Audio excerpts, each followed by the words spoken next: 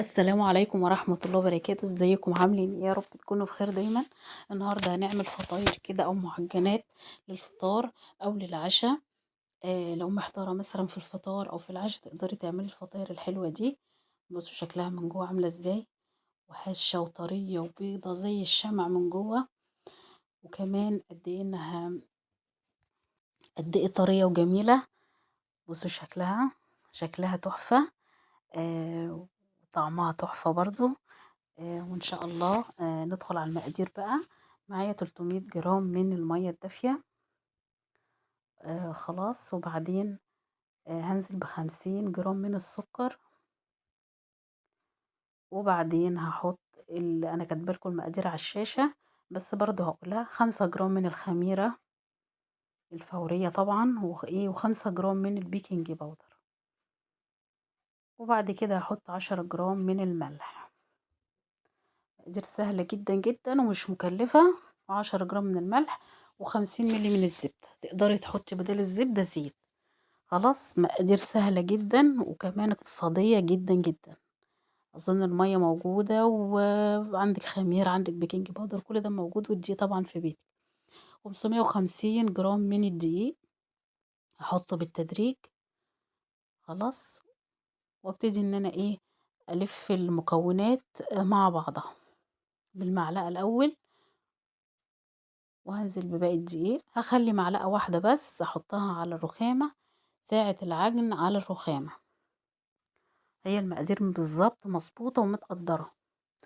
طبعا لو الدقيق زاد، يعني ممكن نزود عليه حبة مية، بس احنا يستحسن ننزل بيه بالتدريج. ونخلي معلقة، مفيش اي مشكلة، او معلقتين، بحيث ان الدقيق ما يزيدش زيادة عن اللزوم. عفوا. ابتدي اعجن بقى. نزلت بمعلقة الدقيق اللي كانت فايضة اللي قلتلكوا عليها، وعجنت بيها بقية العجينة. ودي شكل العجينة بعد ما اتعجنت 10 دقايق. وهنا كانت ارتاحت. وابتديت ان انا ارولها كده، واقطعها 11 قطعة. كل قطعة 25، قصدي 95 جرام.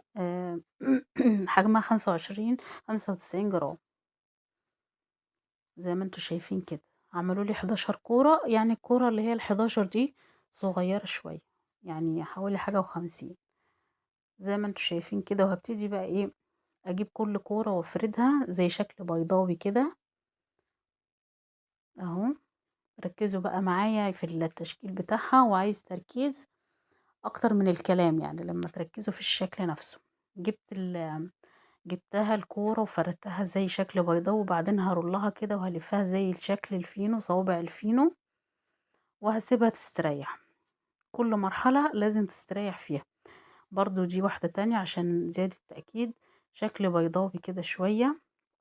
وهبتدي ان انا ارولها زي رغيف الفينو، واضغط كده بصوابعي زي ما انتوا شايفين كده من الاطراف، وابتدي اضغط والفها. وابتدي ان انا من الجوانب ومن الحروف ابتدي ان انا اضمها على بعضها، بحيث ان ما يكونش فيها اي فراغات او اي حاجة مفتوحة، يعني من الحروف. زي ما قلت لكم عملوا لي 11، يعني ممكن هما كانوا عملوا لي 10 لو كنت زودت حجم الكرة شوية. وهسيبهم برضو يرتاحوا. وبعدين هجيب الصوابع دي، وهبتدي ان انا افردها كده زي البقسماط. زي ما انتوا شايفين زي البقسماط كده تمام. اهو عملت الشكل ده حوالي 36 سنتي. وابتدي اجيب الطرفين على بعض، وادخل الطرف من الفتحة وبعد كده ارجع الفه تاني من فوق. واجيب الطرف اللي انا ما... واجيب الطرف التاني ده والفه في الطرف الاولاني. هوريكم كمان واحدة. اهم حاجة تاخدوا بالكم من من التشكيل نفسه. ادي اهو زي البقسماط بالظبط. وبعدين هلفهم على بعض زي ما انتوا شايفين كده. وهاجي اجيب الطرف والفه من الفتحة، ادخله من الفتحة كده، واقوم مرجعاه تاني لفاه تاني على على الدايرة من فوق، او على الفتحة من فوق، وارجع الحمهم ببعض. بيتهيألي الشكل هيوضح اكتر من الكلام. عملت لي زي كورة، زي وردة قصدي. ده الشكل التالت. بصوا بقى في الفيديو عامل ازاي اهو. زي ما انتوا شايفين. طريقة سهلة جدًا بس هي عايزة تركيز شوية. خلاص؟ يمكن أنا كلامي مش موضّح لكم كويس، بس الشكل موضّح لكم أنا عملتها إزاي يعني.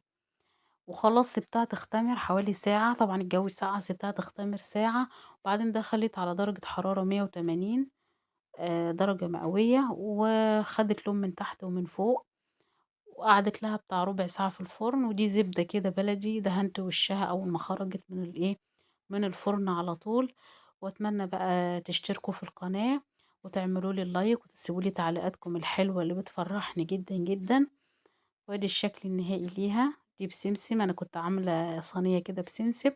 والسلام عليكم ورحمة الله وبركاته.